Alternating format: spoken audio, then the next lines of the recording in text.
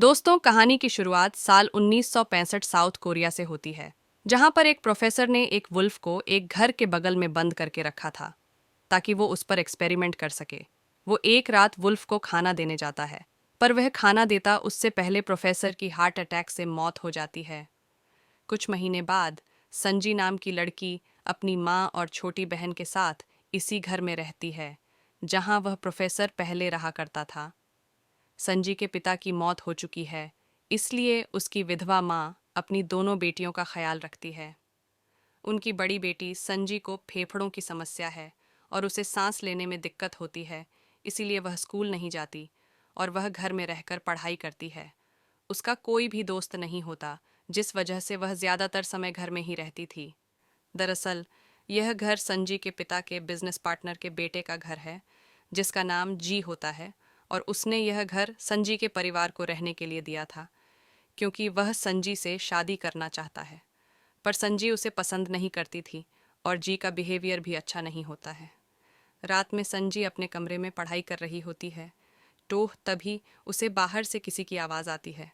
उसे लगता है कि बाहर कोई चोर आया है, इसलिए संजी अपनी माँ को उठाने की कोशिश करती है, पर उसकी माँ नींद में होती है, इसलिए वो अकेले बाहर जाती है।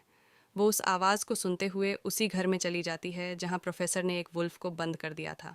संजी दरवाज़ा खोलती हाय तब उसे एक वुल्फ दिखाई देता है, पर उसे पता नहीं था कि यह क्या चीज़ है। वुल्फ उसे धक्का देकर डर के मारे बाहर भाग जाता है। सजी को कुछ भी समझ में नहीं आता कि वह क्या था। वो डर के मारे चीखने चिल्लाने लगती है। उसकी आवाज़ सुनकर संजी की माँ और बहन भी आ जाती हैं और उसे घर के अंदर ले जाती है। अगली सुबह संजी अपनी माँ के साथ कपड़े सुखा रही होती है, तभी उनके पड़ोसी मिलने आते हैं। संजी की माँ पिछली रात की घटना के बारे में उन्हें बताती है। टीयूएच पड़ोसी कहते कि यहाँ पर वुल्फ्स बहुत ज़्यादा है, अगर फिर से वह हमला करें तब हमें बताइएगा। इतना कहकर वो चले जाते हैं। यहाँ संजी को लकड़ियों की झाड़ी के अंदर उसे कुछ नज़र आता है। वो अपनी माँ को दिखाती है टोश। उसकी माँ को लगता है कि ये वही वुल्फ है जिसे कल रात संजी ने देखा था। संजी की माँ उसे बाहर आने को कहती है, तब वहाँ से एक लड़का बाहर आता है जिसकी हालत बहुत ख़राब थी। वह भेड़िए की तरह बिहेव कर रहा था और अपने सामने रखे आलू को जल्दी जल्दी खाने लगता है, मानो वह बहुत ज़्यादा भूखा हो। वो लड़का इन पर हमला नहीं करता और यहाँ से जाने को तैयार नहीं था। साथ ही वह कुछ भी बोलता नहीं है। तब संजी की माँ पुलिस को घर बुलाती है। वो इस लड़के के बारे में जानने की कोशिश करते हैं, पर उन्हें पता चलता है कि यह बोल नहीं पाता है और ना ही यह लिख पाता है, पर वो इनकी बात समझ सकता है। पुलिस को समझ में नहीं आता कि वह इसका क्या करें। यह लड़का देखने में 19 साल का लग रहा था और इतने बड़े लड़के को कोई अनाथ आश्रम में भी नहीं रखेगा कि कोई दयालु माँ उसे गोद ले लेती। पुलिस को लगता है कि कोरियाई युद्ध में अनाथ हुए 60,000 से ज़्यादा बच्चों में से यह एक है और इसके पेरेंट्स भी मर चुके हैं। संजी की माँ चाहती है कि पुलिस उस लड़के की जिम्मेदारी ले, पर वह कहते हैं कि उन्हें थोड़ा टाइम लगेगा इस लड़के के लिए जगह ढूंढने में जहाँ इसे रख सके। यह सुनकर संजी की माँ फैसला करके उस लड़के को गोद ले लेती है। जब तक कि उसे कहीं रहने की जगह नहीं मिल जाती, वह लड़के को चार्ल्स नाम देती है। फिर जब संजी की माँ चार्ल्स को नहाने को कहती थी है, क्योंकि उसकी बॉडी से स्मेल आ रही थी, पर वह नहा नहीं रहा था, तब वो उसे नहलाती हैं।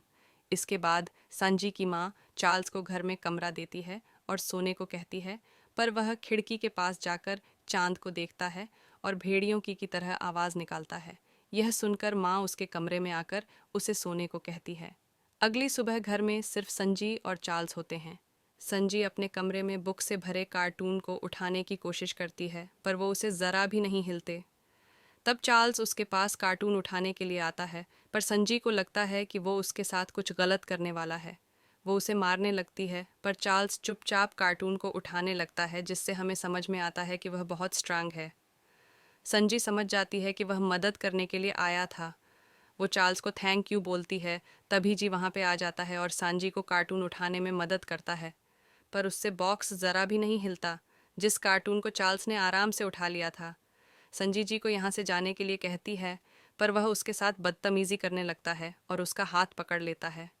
तब चार्ल्स जी का हाथ ज़ोर से पकड़ लेता है और उसे ना चाहते हुए भी घर से बाहर जाना पड़ता है। संजी को समझ में आ जाता है कि चार्ल्स उनकी बात समझ सकता है। संजी जब अपने कमरे में होती है, तब वह सोचती है कि चार्ल्स को इंसान जैसा बनने के लिए ट्रेन करती है, क्योंकि वह जानवरों की तरह बिहेव करता था। इसके बाद संजी आलू बॉयल करके चार्ल्स के पास ले जाती है और उसे सिखाती है कि आलू को कैसे आराम से खाना है। वो शुरुआत में तो जल्दी जल्दी खाने लगता है, पर जल्द ही चार्ल्स सीख जाता है कि कैसे खाने को आराम से खाया जाता है। चार्ल्स जब डिनर के लिए बैठता है तब वह दोबारा से जल्दी खाना खाने लगता है। तब सांजी उसे रोक कर आराम से खाने को कहती है, जैसे कि वो लोग खाते हैं। चार्ल्स भी जब उनकी तरह खाने लगता है, यह देखकर बाकी लोग हैरान रह जाते हैं। इसके बाद संजी चार्ल्स को कपड़े पहनाना, उसे बोलना, लिखना और ह्यूमन बिहेवियर सिखाती है, ताकि वह एक दिन सामान्य इंसान की तरह रह सके। ऐसे ही कुछ दिनों में चेलिस काफ़ी कुछ सीख गया था, पर लिखना और बोलना अभी भी उसे नहीं आया था। लेकिन बाकी कामों में संजी चार्ल्स से खुश थे। चार्ल्स बच्चों के साथ भी खेला करता था। वह भागने में बहुत तेज था। चार्ल्स कभी भी किसी को चोट नहीं पहुंचाना चाहता था। संजी और चार्ल्स अब अच्छे दोस्त बन चुके थे। एक दिन संजी की माँ और बहन साथ में मार्केट गए होते हैं, जहाँ ये लोग एक दुकान से सामान खरीद रहे होते हैं। तभी ऊपर से लोहे का पिलर इनके ऊपर गिरता है, पर चार्ल्स उन्हें बचा लेता है और पिलर चार्ल्स के ऊपर गिरता है, मगर उसे कुछ भी नहीं होता। यह देखकर वहाँ पर मौजूद लोग बिल्कुल हैरान रह जाते हैं। यहाँ चार्ल्स और संजी ज़्यादातर समय साथ में ही रहा करते थे, जिस वजह से दोनों एक दूसरे को पसंद करने लगते हैं। चार्ल्स उससे बहुत प्यार करता था। वो उसके कमरे के बाहर सोया करता था। एक दिन जब घर में पुलिस कॉल करती है, तब सांजी कॉल रिसीव करती है। पुलिस कहती है कि चार्ल्स के लिए एक जगह मिल गई है, पर वो झूठ कहती कि यहाँ कोई भी नहीं रहता है। संजी नहीं चाहती थी कि चार्ल्स उससे अलग हो।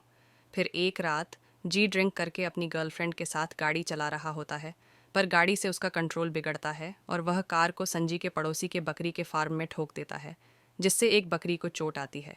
जी डर के मारे कार लेकर भाग जाता है, पर चार्ल्स उसे ऐसा करते हुए देख लेता है और बकरी को उसके मालिक के पास लाता है।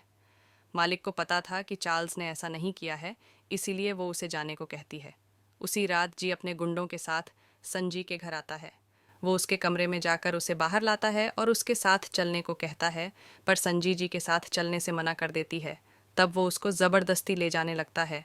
ये सब चार्ल्स देख रहा होता है। उसे बहुत गुस्सा आता है और चार्ल्स अब धीरे धीरे भेड़िया बन जाता है। वह गुस्से में बाहर आता है और जी के गुंडों को एक एक करके उठाकर दूर फेंक देता है, जिससे जी डर जाता है।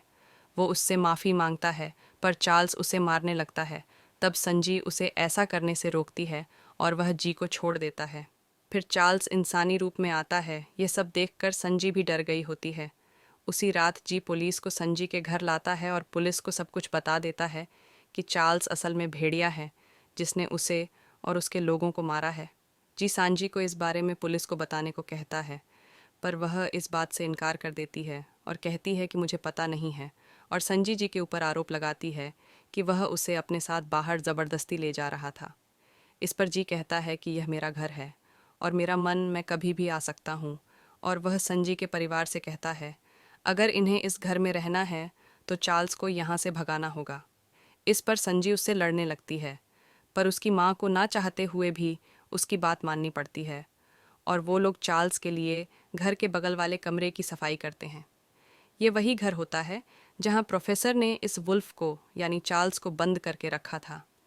ये लोग साफ करने के बाद उसे यहीं रखते हैं। इस बीच उस घर के सामने जी को एक एनवलप मिलता है जिसमें एड्रेस दिया हुआ होता है। जी उसी एड्रेस पर जाता है और उसकी मुलाकात एक प्रोफेसर से होती है। ये वही प्रोफेसर का कलीग होता है जो मर चुका है।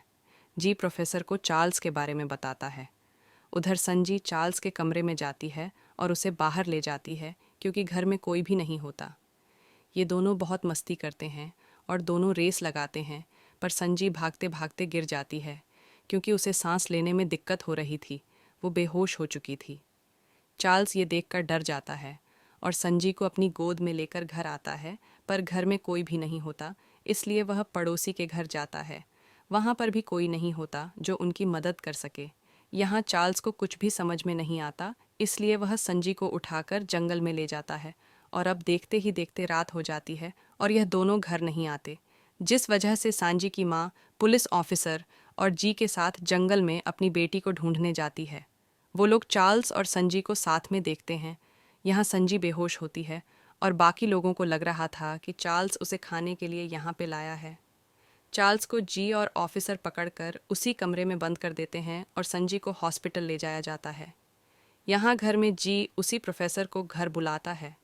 वो कहते हैं, मैंने और एक प्रोफेसर ने एक एक्सपेरिमेंट किया था और हम एक ऐसा सुपर पावर वाला इंसान बनाना चाहते थे, और चार्ल्स उनका एक्सपेरिमेंट ही है। वो चार्ल्स को अपने साथ ले जाना चाहते हैं ताकि वो उस पर एक्सपेरिमेंट कर सके, पर पुलिस ऑफिसर उसे ले जाने की परमिशन नहीं देते क्योंकि चार्ल्स एक भेड़िया है जिससे लोगों को खतरा है और वह उसे मारना चाहते हैं, पर सांजी की माँ उन्हें ऐसा करने से रोकती है। तब ऑफिसर कहते हैं कि हम कुछ दिन चार्ल्स पर नज़र रखेंगे, अगर वह खतरनाक नहीं लगा तब हम उसे नहीं मारेंगे। वो लोग चार्ल्स के रूम में कैमरा लगा देते हैं और उस पर नज़र रखते हैं। इधर कुछ दिनों के बाद संजी हॉस्पिटल से घर आकर चार्ल्स से मिलती है और उसे गले लगा लेती है। ऑफिसर को एहसास होता है कि चार्ल्स किसी को चोट नहीं पहुंचा सकता और वह फैसला करते हैं कि वह उसे छोड़ देंगे, पर जी इस बात से गुस्सा हो जाता है। वो नहीं चाहता कि चार्ल्स संजी के साथ रहे क्योंकि वो उससे शादी करने वाला था। वो चार्ल्स को फंसाने के लिए कहता है। वह बहुत खतरनाक है। उसने कुछ दिनों पहले पड़ोस की बकरी को चोट पहुंचाई थी और वो गर्लफ्रेंड से भी झूठ बुलवा है कि चार्ल्स ने ऐसा किया था। फिर पड़ोसी भी आता है जिसकी वो बकरी थी। वो कहता है कि चार्ल्स ने ऐसा नहीं किया था, पर जी ज़बरदस्ती चार्ल्स को फंसाने में लगा था। कुछ देर के बाद संजी उस पड़ोसी के साथ होती है जिसकी बकरी को उसने कार से टक्कर मारी थी। वो जी से कहता है कि उसे शक है कि जी ने बकरी को टक्कर मारी है, इसलिए कल वह उसकी गाड़ी चेक करेगा। इतना कहकर वह जा रहा होता है।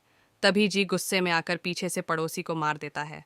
उसके बाद वह घर के मीटर को खराब कर देता है जिससे वहां अंधेरा हो जाता है। वो चार्ल्स का पहरा दे रहे ऑफिसर को भी मार देता है। फिर जी चार्ल्स के पास जाता है। फिर उसे वहां चार्ल्स की बनाई हुई गिटार की ड्राइंग दिखती है। वो कहता है कि संजी का गिटार खराब हो चुका है जिस वजह से उसकी तबीयत खराब हो रही है। साथ ही वह कहता है कि संजी तुमसे प्यार नहीं करती, वह टम से नफरत करती है, पर अगर तुम उसे गिटार लाकर दोगे तब शायद वो तुम्हें पसंद करेगी। जी कहता है कि गिटार उसके पड़ोसी के घर में है, जिसके बाद चार्ल्स उसकी बात को सुन कार पड़ोसी के घर जाता है। इधर जी सबको बताता है कि चार्ल्स पुलिस को मार कर यहाँ से भाग गया है। वो लोग उसे ढूंढने लगते हैं। उधर चार्ल्स पड़ोसी के घर में गिटार ढूंढ रहा होता है। वो आधी रात में घर के अंदर गया था, जिस वजह से घर के ओनर को लगता है कि यह चोर है। चार्ल्स को घर में गिटार नहीं मिलता। वह बाहर आकर सैप को ड्राइंग दिखता है। सभी लोग वहां पे आ गए और पुलिस ऑफिसर उसे गन पॉइंट पर ले लेते हैं। तब चार्ल्स उन्हें गिटार की ड्राइंग दिखाता है। तब संजी समझ जाती है कि वह असल में गिटार ढूंढने आया था। वो उसके पास जाती है। तभी जी ऑफिसर से गन लेकर उसे मारने वाला था, पर संजी बीच में आ जाती है और जी के पास जाकर उसे गन छीनने की कोशिश करती है, पर वो उसे धक्का देकर नीचे गिरा देता है। यहाँ चार्ल्स को यह बर्दाश्त नहीं होता और वह गुस्से में भेड़िया बन जाता है। उस पर वो लोग फायर भी करते हैं, पर उसे कुछ भी नहीं होता है और वो जी को मार देता है, जिससे सब लोग उससे डरने लगते हैं। फिर वो संजी को लेकर जंगल की तरफ भाग जाता है। तब ऑफिसर ऑन ऑर्डर देते हैं चार्ल्स को मार दिया जाए। संजी और चार्ल्स एक जगह जंगल में रुकते हैं। तब संजी कहती है कि उसे फ़र्क नहीं पड़ता वो भेड़िया है या इंसान, वो उससे अभी भी प्यार करती है, और इतना कहकर वो बेहोश हो जाती है और चार्ल्स यूज़ पकड़कर सो जाता है। और अगले दिन वो दोनों जब उठते हैं तब संजी देखती है कि कई लोग उसे ढूंढ रहे हैं और ऑफिसर चार्ल्स को मारने वाले हैं, पर वह उसके पीछे पीछे आने लगता है।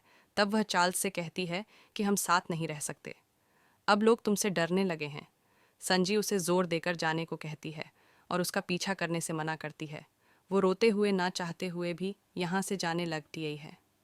उसे रोकने के लिए चार्ल्स पहली बार बोलता है, मत जाओ, पर संजी यहाँ से चली जाती है। वह ऑफिसर और बाकी लोगों से कहती है चार्ल्स यहाँ से भाग गया है, जिसके बाद ये केस पुलिस बंद कर देती है ताकि किसी को भी इस एक्सपेरिमेंट के बारे में पता ना चले। सांजी यहाँ पे अब नहीं रहना चाहती है, इसीलिए उसका पूरा परिवार अमेरिका शिफ्ट हो जाता है। इसके बाद कहानी 47 साल बाद की दिखाई जाती है, जहाँ आज साउथ कोरिया में फिर से अपने घर में संजी आई हुई है। वो अपनी ग्रैंड डॉटर के साथ आई होती है।